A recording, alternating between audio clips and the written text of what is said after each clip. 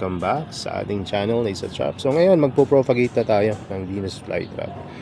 So nadiliman ng isang video yung ating propagation. Ay, tutuloy natin yan, no? Cut na request ng ating mga taga-subaybay. Ganun din yung mga suki natin na nabubudol sa paghahalaman. So alam nyo ba, itong pag-aalaga ng carnivorous plant, pwede nyo pong paglibangan, yung matanggal ng anxiety, stress, at kumbaga ilayo natin yung ating sarili sa mga sobrang pag-aalala. Itong pagka-carnivorous plant, ito'y pwedeng maging kumbaga option natin, na pwedeng makapagpa-relax sa atin at pwede rin makapagpa-stress. Alam nyo rin, pwede rin pagkakitaan nito sa pamamagitan ng pagpropagate ng carnivorous plant or Venus flytrap. Ito pala yung mga nadali natin, sayang to. So itabi na natin yan. So ito yung ating ipopropagate na halaman. So maglalagay lang ako ng stand dito. At itong ito pong na to, Venus flytrap ay Platinars. So pwede po itong maging source ng inyong income or extra propagation na pwede nyo pong ipanggip sa inyo pong mga kaibigan, kakilala, no? At pwede ring maganda rin kasi sa isang planter punong-puno yung inyong paso. No? So hindi naman sila magiging kumbaga mahirapan lumaki, no? At kung gusto niyo naman na mas malaki yung paso niya, wala namang kumipigil po sa atin. So ayan, so magpropagate na po tayo. So ang una po nating kailangan ay ito, gunting, no? Ang suggestion ko po na tools na gunting na pwede nyo pong gamitin ay yung ganito po kaliliit na gunting. Yung ganyan-ganyan talaga. Huwag na kayo maghanap ng iba kasi sa tingin ko ito po yung pinaka-the best. Bakit ganito kaliit at ganitong itsura at bakit dapat ganitong ganito? Yung dexterity po kasi ng kamay natin o yung precision, kapag ka nag-propagate tayo ay affected kung napakagalaki ng gunting o kaya kung masyadong mabigat o kaya walang sa kondisyon tulad ng gunting na to na kabibili ko lang nung nakaraan, pero tingnan nyo talagang medyo pumapalya siya. Alam niyo po yun, yung may lag. Kailangan kasi smooth, pag nagpo-propagate para kapag ka nag-divide kayo sakto-sakto. Tapos kailangan nyo rin po ng tweezer para sa inyong tweezer. So ito po naman yung pang tanim at ganun din pag-uproot ng inyong halaman sa paso. Maganda po kasi na ganyan yung itsura niyan para kapag nilubog nyo sa media, may i-direct nyo ng sakto. Ano pa, syempre yung additional media na kailangan nyo or yung lupa, pero hindi talaga lupa, yung soilless tayo.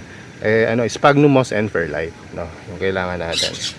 So dahil ito ay mabilisang video tutorials, ay gagamit na lang tayo ng mga dating media po na available po dito. So paano natin uproot yan? So gawin nyo lang, ito lang po, ganyan yung tweezer or ganyan. Ayan, kunin nyo lang, easy as that. Tapos nakuha nyo na, ayan, yun lang pong iilalim yan, tanggalan nyo ng mga media na extra.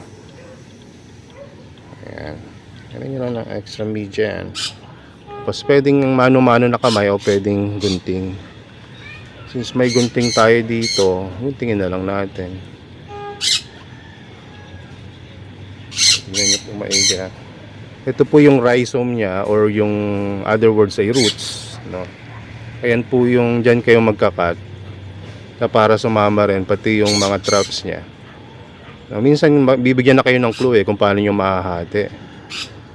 Kaya nga maganda minsan kamay lang.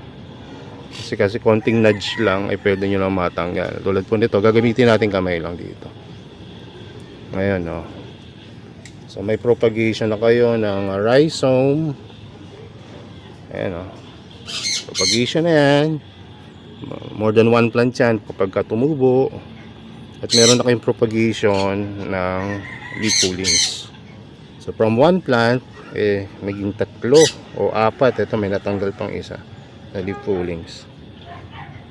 So maganda po sa leaf pullings pala ay wag matatanggal syempre yung bandang rhizome. Pero kung sakaling matanggal nyo, itanim nyo pa rin. Posible pa rin tubuan yan.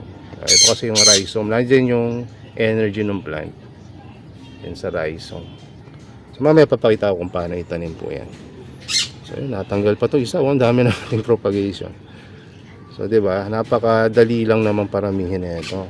So ito pong natira na nandito po yung new growth niya. Ayun yung new growth niya. Yung susunod na magiging traps niya. So yan, dyan po lalaki yan. So expect nyo na kapag pinropagate nyo ay hindi po kasing laki nung dati yung magiging trap. So mas liliit. Kasi nga, mas kumonti yung rhizome na available na magbibigay ng energy dun sa plant. So ngayon, itatanim na natin ito pabalik. So pwede pong ganyan as is. Pwede rin kayo maghalo ng media. Let's say meron kayong media, pwede nyo pong ibalot yung rhizome. Medyo challenging tong plant na to na itatanim kasi nga medyo curl yung kanyang growth, curl. So mahirap i-direct pababa. So butas lang kayo sa media. Tapos yan o. Ayan ang dyan. Ayan yung pang kailangan yung gawin. So pasok nyo lang dyan. Pag naipasok nyo na, ilagay nyo dito yung isang daliri nyo. Yan. Tapos diba? Nasa akin pa rin pala yung after ng 1 taon siguro, more than a year o 1 taon na hindi tayo nagpo-propagate kaya pa pala. So ngayon, butas lang uli. Lagay uli dyan yung plant or yung group of rhizome. Lagay uli dyan. Lagay yung kamay dyan. Tapos pagdating sa mga ilang propagation ng leaf pullings, pwede nyong isahan or by group ilagay. Nasa sa inyo na yan. Hatiin nyo rin naman yan kung sama-sama. Pwede namang isa. Gagawin natin ngayon sama-sama na para hindi po ganun katagal yung video. So kung makikita nyo, pinagsama-sama ko na ganyan. Pwedeng ganyan, pwede nyo lang rin ipatong. Pag ipapatong nyo, make sure na medyo humid yung lugar. Dahil kung mainit, tuyo yan. So wag nyong kung kung tapat sa araw yan o malapit sa grow light, wag nyong wag nyong ibabaw. Medyo ibaw nyo ng kaunti. Tapos lagay uli yung kamay dyan. Diba? Ganun kadali. Since wala tayong sprayer ngayon at may dala akong inumin ko talaga. Dadala ko ng inumin dito kasi minsan mainit yung panahon. So, diligan nyo lang. Ito po ay RO water. Pero ang lagi ko pong pinandidilig sa lahat ng plant ko dito ay rainwater. So, para lang sa video na to. Kasi ang rainwater po kasi pinaka-the best talaga. So ayan, lapitan natin para makita nyo yung kinalabasan. Ang group of rhizome ay ito. Ayan. Sabi nyo, sir, ba't parang gano'n hindi masyadong nakabaon? No? Pwede na yan, pwede nyo rin ibaon pa. Medyo bigyan nyo lang ng konti. Ayan.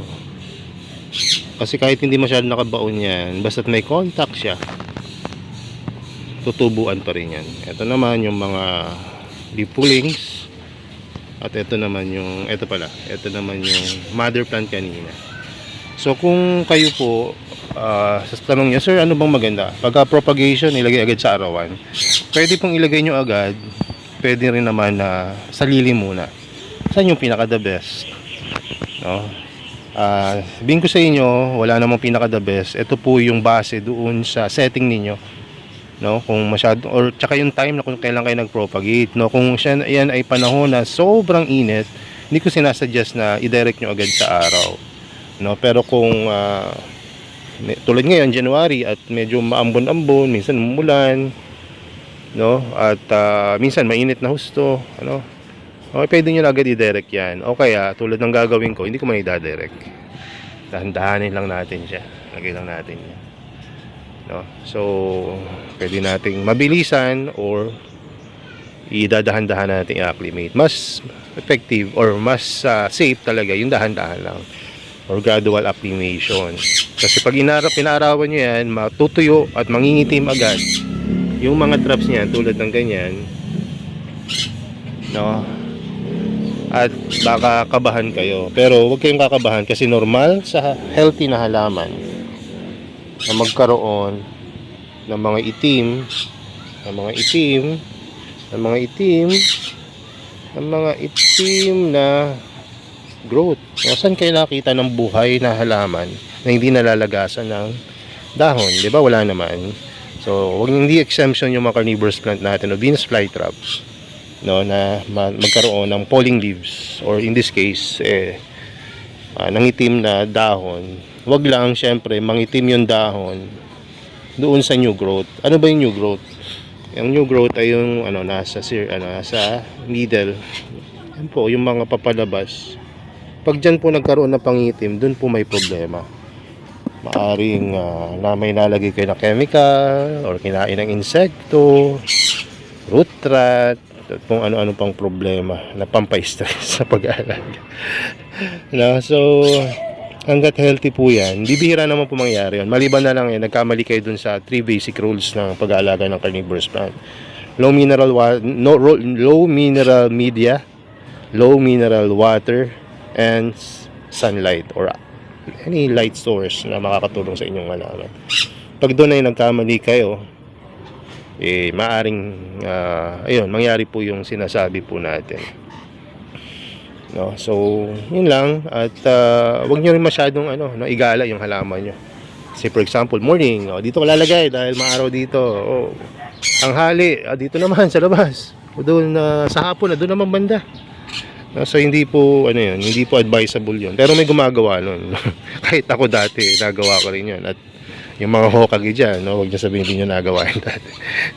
So maaring nagawa nyo rin yan. At nakakatawa na lang isipin na tinuturing natin yung halaman natin na pet plant species. So lagay nyo lang sa isang lugar, no? Kung hindi yan naaraw ng buong araw, wala namang problema yan.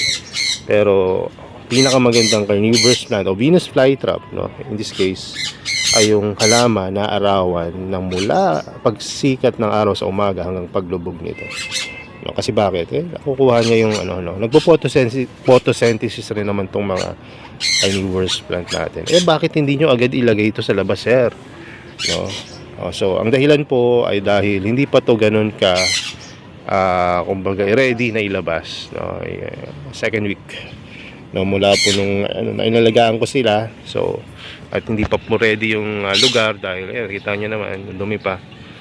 So at may paparating po na mga plants. So ayan, unti-untiin lang po natin, no? So yun lamang po. At salamat po sa inyo pong panonood, no? Kung kayo po may mga ibang katanungan o nabiting kayo sa video na to, no, may gusto pa kayong makita, sabihin nyo lang, no? Ano naman pong media yung ginamit nyo, sir? Sphagnumos and Fairlight. Tapos may pure Sphagnumos toppings. Old media pa yan, ha. Tapos sa ibang naman, may mga peat naman. Make sure lang pag gumamit kayo ng mga peat moss, low minerals yan. Gamit kayo ng TDS meter, no, para sigurado. So yun lang. Salamat sa inyong panonood. God bless and bye bye. Tweet tweet.